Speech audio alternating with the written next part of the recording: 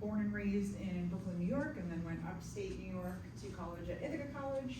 I got my bachelor's and master's in 2005, and then stayed on for the doctorate, and graduated in 2006. I have certifications for the prenatal postpartum corrective exercise specialist, just like Dr. Stella, and I also have the PRPC distinction, which is the pelvic rehabilitation practitioner certification.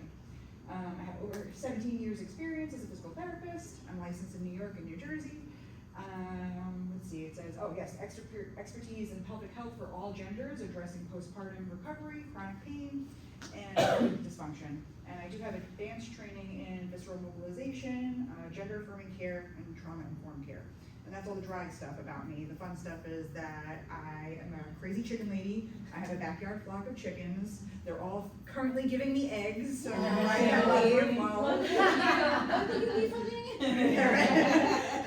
Our chickens are not, so I don't know what's happening. No? See? Okay, well, we'll We just check talk every about day. chickens. Yeah. And certainly I am really excited to hear, and so when I get excited about something, I talk really fast because I'm a New Yorker, so if I'm talking too fast for you, give me one of these, and I'll slow down. Awesome. I think I've slowed. I'm from Long Island too, so we do talk fast. And I joke too, like when we talk to each other. Oh my God, we can't stop. We can't stop. And I'm like, this is bad. But yeah. So what is the pelvic floor? Of course, I forgot to bring the pelvis with the muscles today. I was upset, but we do have the one with just the bones. So this is your pelvis, and think of it as a ring. So we have the two iliums, and then we have the sacrum, and then the coccyx. And then we have over here what we would be looking like this if you were laying on your back, the pelvic floor. Now there are different layers. There's the outermost layer, there's a second layer, and then the deeper layer is when we go in more, when we palpate that to feel, touches in the inside here and can touch the femur. And a lot of the times, we're gonna get into it, but there could be trigger points in those muscles that can mimic sciatica. It can refer to the abdomen. But the role of the pelvic floor muscles, if you were to look inside, it kind of looks like a bowl or a hammock. And all your organs sit on there. You have your bladder, your uterus, and the rectum. And anybody hear of the core? So people always talk about the core, and they always think about like, oh, six-pack abs or anything like that. So I want you to think about your core as a cylinder. The bottom part, the pelvic floor, is the bottom of your core, okay? The tailbone doesn't get a lot of attention, but there's about 27 attachments to the tailbone, like ligaments and muscles. And it's a very, we believe that it's the keystone structure of the body. It's very important. And especially after you deliver, if you have a big baby, sometimes it can get extended. So we're gonna talk about other things. Dr. Warren's gonna talk about that. But I just want you to appreciate how it's like a bowl, okay? Then we have around here, all around here, the cylinder, we have obliques, we have rectus abdominis, those six-pack abs, and we have a deep muscle part of your core. It's called the transverse abdominis. It attaches from the back to this fascia, and it wraps all the way around. So you ever think of, I always think of like the Titanic movie when, what's her name, Kate, I don't know when to forget her name in the movie. Yes. Rose. Rose, yes. And they're like putting her foot, and they're like trying to like make that corset really tight, right? So I want you to think about like a corset, like all the way around. Like that's your TA, that's the deep core, okay? And then when I was in school, we were taught it was the diaphragm, was the top part, okay? That's your core. And now the research has shown the last 10 years that it actually goes to the vocal cords. So think about where your tongue is positioned, where your head is. Influences how our core functions and how our pelvic floor functions. So it's not just pelvic floor. It's gonna help your pelvis. We have to look at everything, your posture, your ribs, your neck, all that influences how these muscles are operating, okay? So when we start having some issues later on, can affect our bladder, our uterus, all things like that, can affect our back, right? So I'm here for back pain, sciatica, hip pain, but what's going on at this pelvic floor? And that's one thing that got me interested in the pelvic floor. I was always interested as a student, but I eventually got into orthopedics and things like that, and I said, something's missing with my back patients, something's missing with my hip patients, and it was the pelvic floor. And it's a lot overlooked in a general orthopedic setting. So that's the pelvis and the pelvic floor. And then we're gonna talk a little bit about the role of the pelvic floor. So we talked about how it helps support the organs. And when we breathe, our diaphragm drops down. So our diaphragm is this dome shape, and as we breathe, the diaphragm drops down, pushing on the viscera, and the pelvic floor should mimic that. It should follow that, it should expand. So as I exhale, the pelvic floor naturally comes back to where it's supposed to be, and the diaphragm goes back to where it goes up, okay? And we need to know that because when we need to work on intra-abdominal pressure, that's the pressure inside this cavity, okay? So a lot of times people come in and they're leaking, they're having organ prolapse, they're having some issues, maybe heaviness down there, and a lot of the times they're doing Kegels. I'm doing Kegels, and they're getting worse. Their symptoms are getting worse because the problem is you shouldn't be doing Kegels because you're not addressing the intra-abdominal pressure. How are you sneezing? How are you coughing? How are you yelling? I don't know, I have 2 boys, I don't know if you guys have any boys here. I don't know, maybe girls could be a little trouble too, but you yell, you project, maybe you're a singer, you sing in a choir, or you sing, with your friends, right? That pressure, if it's not managed well, can kind of put a lot of pressure on the organs, okay? And then the pelvic floor is going to respond in a certain way, whether it might contract and get trigger points in there and have increased tone. That could be one reason, one issue. So we talked about breathing. If we're not breathing properly, will affect our pressure. So what is good breathing? Does anybody know what good breathing is? No? Okay. Has anybody heard belly breathing? Okay. So sort of belly breathing, right? We want the belly to move, but efficient breathing, diaphragm breathing is 360. So we want it to move this way, we want it to move laterally, outwardly, and we want it to move it back, okay? So think about like I'm opening up an umbrella, I should wear an umbrella, but think about an umbrella, think about expanding everywhere. Now a lot of people, especially women, suck in the gut, right? And then everyone just suck in your gut right now. Try to take a deep breath. You can't. Right? And what you'll see is the shoulders go up. So we call this elevator superior movement, right? So people come in to me that have neck pain, I treat a lot of TMJ, tension headaches, and then I look at their breathing, and they're breathing like this, they're talking like this, right? And they don't know how to just let it go. So eventually, I build trust in the second, third visit, and I'm like, we need to address your pelvic floor. And they're like, but I'm here for my jaw. And I was like, we need to release your pelvic floor. That's gonna help your jaw. So we need to make sure we're breathing 360 and how we move. So yeah, we move, we're human beings. We don't live statically. We have to be able to breathe dynamically. How am I reaching over the couch to pick up toys? How am I bending down to pick up the groceries? All of that fat influences my intra-abdominal posture. So when we're standing, we should be having our ribs stacked over our pelvis, mirroring the pelvic floor. I think in the next slide I have that image. Yes. So do you see here how this looks like a scissor? Okay, so this is someone who stands like this. Okay, maybe you are a former dancer. Okay, we're in bar here. A lot of the moves here are dance moves, and there's nothing wrong with that. But we can't live here. We can't be stuck in one posture. Maybe you were in the military and you were here. Okay, so maybe your pelvis isn't tilted, but maybe the ribs are here. If you're not serving, you need to be able to get in and out of postures. We shouldn't be stuck in one posture, okay? So now if I take a deep breath in, my diaphragm's gonna expand. Where's it gonna go? To the front of my abdomen. So let's say I just had a baby and I wanna heal my abdominal muscles, but I don't know how to breathe properly. I am never giving this chance, this tissue that was already stretched out to heal properly, that connective tissue to heal, all right? What is that gonna do to my back muscles? I'm standing like this, and I never get a breath in my back, right? Those muscles are gonna get tight over time, adaptive shortening. So again, we have a dysfunction, or what we call a movement pattern, a dysfunctional movement pattern, okay? So this is just a nice picture of the diaphragm, how it's like a dome shape, okay? Think of 3-dimensional. We have like this nice big attaches to your thoracic spine, even L1, L2. And attaches to the ribs, so all around. Okay, so we talked about coordination breathing. I want to just show you about posture really quick, because I like people to feel this. So who wants to be a subject? Who wants to have their posture checked out? So I'm gonna all stand up. Let's look at everybody's posture. And you're gonna go around and see if you see anybody with that scissor posture. And let's see, does anybody want to volunteer for this? Because yeah, okay, good. All right, because it's good to feel kinesthetic awareness, right?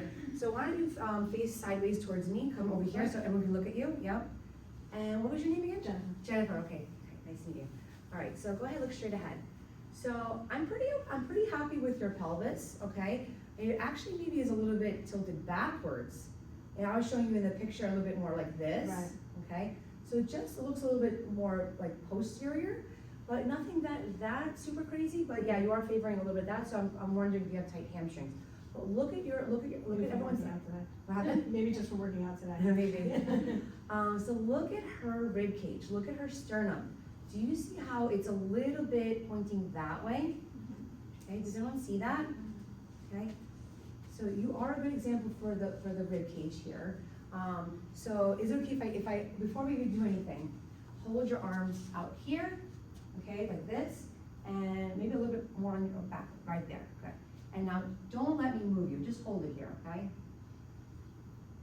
Keep it there. Okay. How much effort do you feel in your neck right now? A little bit here. Yes. Okay. So I'm going to, if I'm okay, touch your Yeah. ribs, is that okay? Okay. I just need to be on your skin if that's okay. My hands are cold. Okay. Sorry. Okay. I'm always hot. So. Okay. Well, it'll be good. So take a deep breath in, look up at the sky. Exhale, let go of your gut. Relax your ribs, look straight ahead. Good. And I forgot to mention, I want you, when I do that, I'm gonna do that one more time, I want you to stay on the happy place of your feet. I don't want you to be on your heels, and I want you to be on your toes. So everyone find that. Everyone shift your weight back, be on the heels, be on the toes. Now find the middle of that. What is that arches? Yes. So now breathe in, look up at the sky. Exhale, relax your gut, relax the ribs. Good. Stay on the happy place of your feet. Stay right there. Good. Now from there, you're going to slightly lift. So now do you see how our shoulders are rounded? So you've been cheating with your rib cage to get your shoulders back. Okay. Okay. So now you're gonna lift up a little bit, turn the pinkies out, and then draw the shoulders down a little bit without moving the ribs. So let's go there. So besides breathing in, most people don't know how to let the air out. Let it out. Good. Now, go here again. And don't let me move you, keep it there. Good. And what was the first thing I felt it? Did you feel that? In your core. Okay, the first thing that I felt was this kicked in. Okay. Okay, any change, hold here again, any change, nope, that was a pre-contraction. Yeah. Nope, I want it to happen automatically, okay? So hold it there and don't let me move you. Keep it there. Good. Do you feel how much less effort your neck is working? Yeah. Okay? So what happened is that your core was able to kick in automatically and you didn't have to cheat up in here, Okay. okay? And what that does is it helps your pelvic floor and your core do its thing, what it was designed to do, right? When we walk up the stairs, do we think quad, hamstring, calf? You know, we don't think about every muscle when we're doing anything. We shouldn't be thinking about our abdominals. They just need to function, okay? Let me grab somebody else. But did you feel that? Did you feel how it was less? Yep. Because your stabilizing muscles were better able to engage because of your alignment. Okay. You had better access to your core.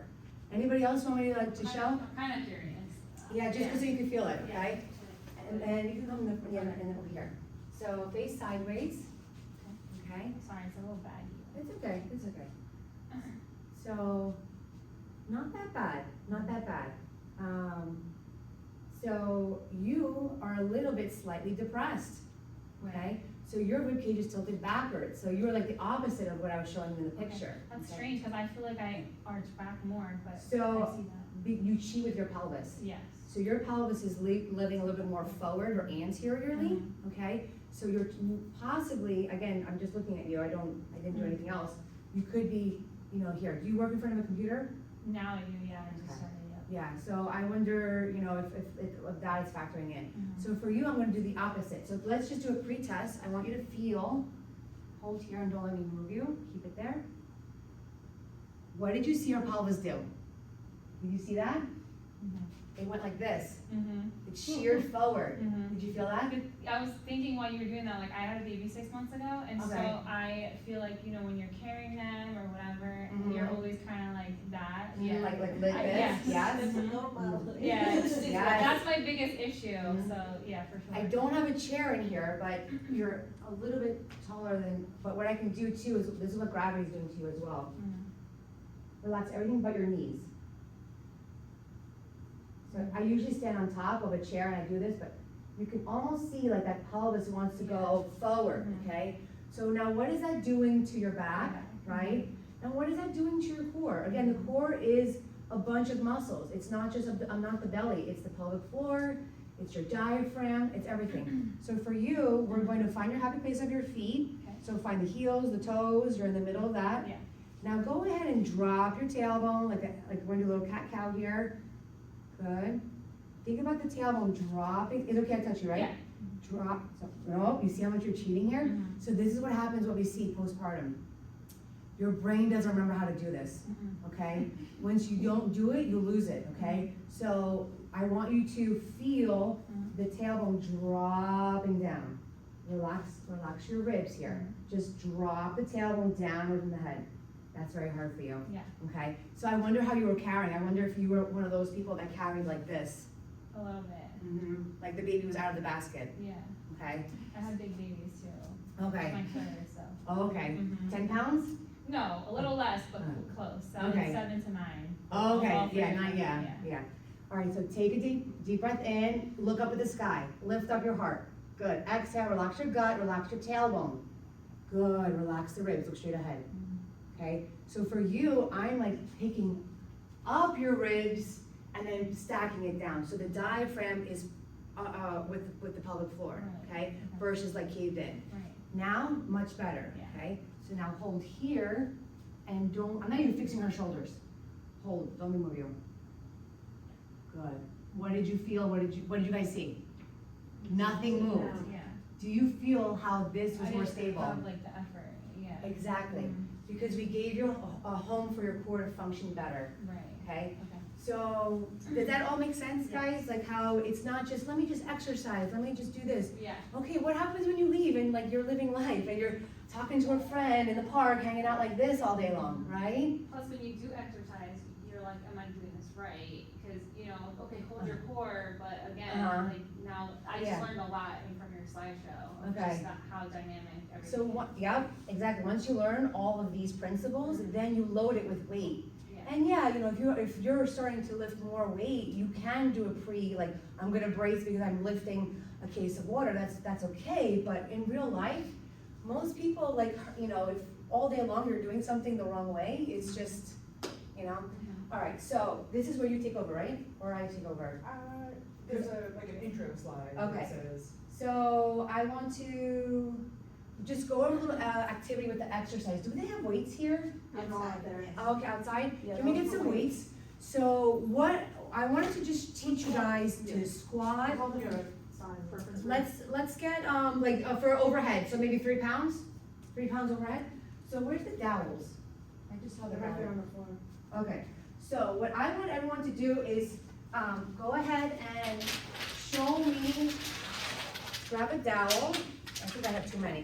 Go ahead, thank you. And make pretend you're squatting down. Just give everyone like one of them, yeah. Okay. So everyone's, so hold this. You're going to, let's do a deadlift. We're gonna bend down, pick up the laundry basket. Okay? It's just nice to hold something in the hand because if we don't, we're gonna like round a lot. So think about how do you pick up the laundry basket? All right, Lauren, Dr. Lauren, let me see what you see here. Ooh, you're a good one here. Okay, what does everyone see here? Okay, I like your back, it's very flat, but look how you're sticking out your chin, right? When we talk about the core, it goes all the way to the vocal cords. Very good, now come on up, exhale as you come up. Very good, do that again. Knees are a little bit soft. Drop your chin a little bit, relax your chin, now come on up. Good, so when, I'm gonna show one more thing, I'm gonna come back to you. Everyone else try it again, let me see. So yeah, this is what I see a lot of curving here. Everyone see this? It's okay, if no one wants me to touch them, let me know, okay? I'm a PT, I'm just so used to touching people, sorry. Yeah, so everyone look at this. Go ahead. She doesn't think it's indulging. Okay, so not too bad, not too bad, but do you see how she wants to tilt her pelvis a lot? Yeah. Right? Oh, So that's like spilling the water on the bucket, okay? Fancy.